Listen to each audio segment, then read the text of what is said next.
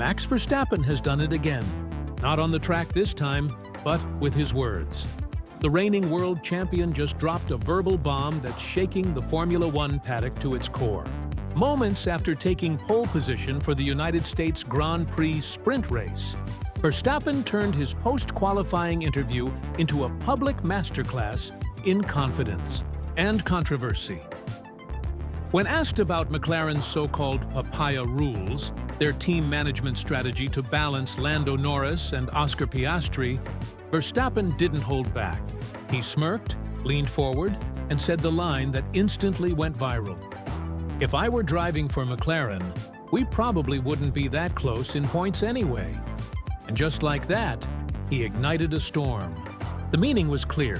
Verstappen wasn't just aiming at McLaren's management. He was questioning whether either of their drivers could match his level.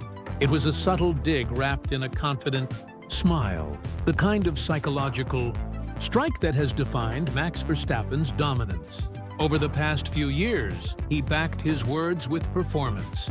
At the Circuit of the Americas, Verstappen delivered a blistering lap. 1 minute, 32.143 seconds, just 0.07 quicker than Lando Norris. Piastri followed nearly 0.4 behind. Tiny margins, but enough for Verstappen to prove his point. If he were in a McLaren, there'd be no debate, no equal treatment, no team orders, because he'd simply be too far ahead. That's not arrogance. That's the mindset of a world champion who's used to running a team built entirely around him. McLaren's Papaya Rules have become one of the season's hottest topics. For months, the team has walked a tightrope between two fast, ambitious drivers, Lando Norris and Oscar Piastri, separated by just 22 points with 6 races left. Every strategy call, every pit stop, every swapped position is dissected by fans and media. Is McLaren being fair, or are they overcomplicating something that should be simple? Inside the team, the goal is equality. Both drivers get the same equipment, the same opportunities, the same treatment. But Verstappen sees that as the problem. In his words, by trying so hard to make everything equal, they're just creating trouble for themselves.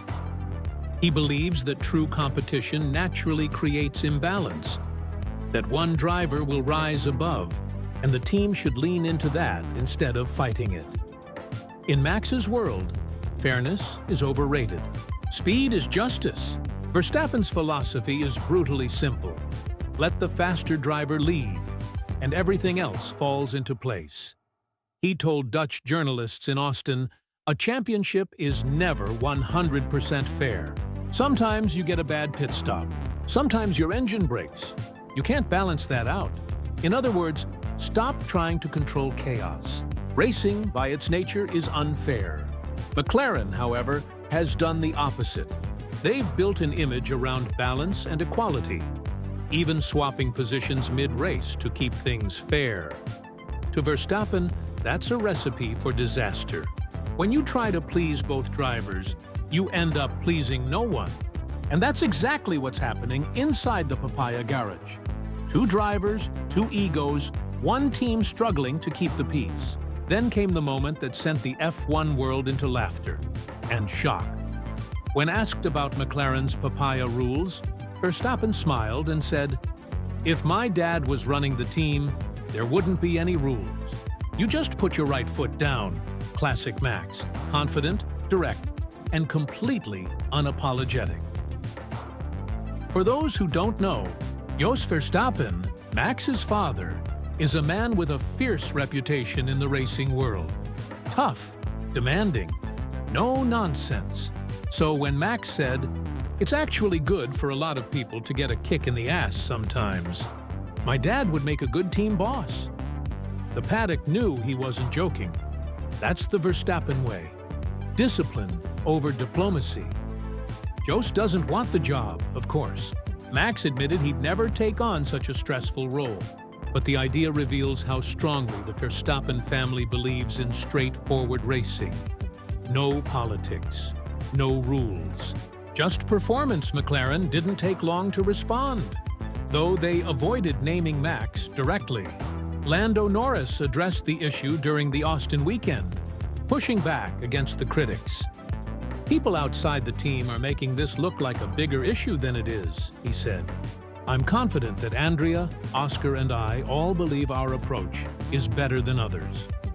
It was a diplomatic reply, but the tone said everything. McLaren knows they're being tested, not just on track, but in the court of public opinion. And with Verstappen openly mocking their management, the pressure is heavier than ever. For McLaren, every race now feels like a balancing act on a razor's edge. One wrong decision, one team order misunderstood, and the media firestorm reignites. Meanwhile, Verstappen sits back and smiles, watching his words do the damage. Let's talk numbers. Verstappen is 63 points behind Piastri with 6 races left. On paper, that's a big gap, but not impossible. 3 of those 6 races include sprint events, meaning more points are still on the table. And Red Bull's latest upgrades have transformed Verstappen's car into a true contender again. While McLaren continues to manage internal equality, Verstappen races alone, the full force of Red Bull behind him. No politics, no shared priority, no hesitation. That's the contrast he wanted to highlight. While McLaren juggles 2 drivers and 2 egos, Red Bull focuses on one man, one mission: victory. Make no mistake, Verstappen's comments weren't random. They were strategic. This is the psychological warfare of Formula One. Mind games played at 300 kilometers per hour. By publicly questioning McLaren's system, Verstappen is planting seeds of doubt inside their camp. He's turning the spotlight on Norris and Piastri, forcing them to wonder, who really deserves the team's backing? He's doing what great champions do best, destabilizing the competition without even touching the track. And it's working. McLaren's every move is now under scrutiny. Every radio message is dissected. Every facial expression from the pit wall becomes a headline. That's the kind of pressure that cracks even the calmest teams. At its core, this battle isn't just about who's faster. It's about how teams should operate. Red Bull and Verstappen represent one philosophy: a single dominant driver, total commitment, no distractions. McLaren represents the other: 2 equal drivers, shared opportunity, team-first harmony. Both systems have their merits, but history favors the first one. Think Schumacher and Ferrari, Hamilton and Mercedes, Senna and McLaren in the late 80s. Every dynasty in Formula One has been built around one clear leader, and Verstappen wants the world to see that. McLaren's democratic experiment might be holding them back. If one driver is naturally faster, why pretend otherwise? Why fight nature to look fair? That's the question he's forcing McLaren and everyone else to answer. The next 6 races will decide everything. If Verstappen keeps his form and Red Bull continues improving, his words could become prophecy.